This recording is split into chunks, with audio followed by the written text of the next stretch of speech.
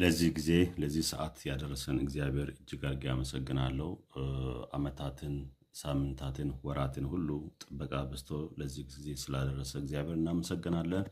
እግዚአብሔር ምድራችን ኢትዮጵያና ሀገራችን ሁሉ ሰላም ይሁን። የተፈናቀሉ የተጎዱ በብዙ መልክ የተፈናቀሉ ብዙ ወገኖች አሉና በተቸገሩ መስመር ባጡበት መስመር ሁሉ እግዚአብሔር እጅ ጣልቃ እንዲገባ እግዚአብሔር በእያንዳንዱ ባሉበት በየአድራሻ እግዚአብሔር ይርዳችሁ። ያው እኔ በሚዲያ ማያቀኝ ሰው የለም። በደረሰብኝ በደል በ2000 ህዳር 3 ሶስተኛ ወር 2010 ቤቴ ከተቃጠለ ያው በየአመቱ እግዚአብሔርን አመሰግናለሁ።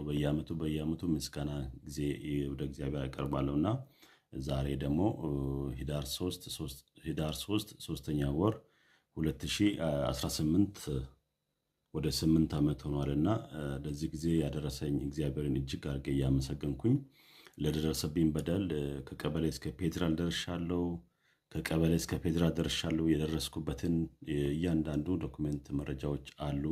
ያንን መረጃዎች አቅም በማጣት የሰብአዊ መብት ኮሚሽን ደብዳቤ፣ ሰብአዊ መብት ኮሚሽን፣ የጠቅላይ ሚኒስቴር፣ የኦሮሚያ ፖሊስ ኮሚሽነር፣ የኦሮሚያ መንግስት የእያንዳንዱ ደብዳቤ በእጅ አለ። ግን ያ ሁሉ አቅም አጥተዋል። የመንግስት አካል የሆናችሁ የፍትህ አካል የሆናችሁ በእኔ ጉዳይ ጣልቃ እንድትገቡ የእግዚአብሔር ወገን የሆናችሁ በሙሉ ጣልቃ እንድትገቡ በፈጣሪ ስም እለምናችኋለሁ። ፍትህ በማጣት ሰሚያን በማጣት በደረሰብኝ በደል ብዙ ነገር ያው ደርሶብኛል። መናገር ሳልቻልኩኝ ብዙ ነገር ማውራው ብዙ ነገሮች አሉ። ግን ለማን ነው የምናገረው? ለማን ልጩህ? ከቀበሌ እስከ ፌደራል ደርሼ ፍትህ በማጣት ያሉ ነገሮች ከብዶኝ ልጆችን ይዤ ብዙ ዛቻ ብዙ ነገር ደርሶብኛል። ግን ያኔ ሁሉ ችዬ ጌታ ረድቶኝ ጌታ አግዞኝ ያው በስደት ላይ ዩጋንዳ ነው ያለው። በዩጋንዳም ያው ባል ነገር ባልተመቻቸ ነገር ውስጥ ነው ያለው። እግዚአብሔር ደግሞ ነገሮችን መስመር እንዲያስዝ እንድረዳኝ የክርስቲያን የሆናችሁ ወገኖች እንድትጸልዩ በጸሎት እንድታግዙኝ ከጎን እንድትሆኑ በፈጣሪ ስም ለምናለሁ።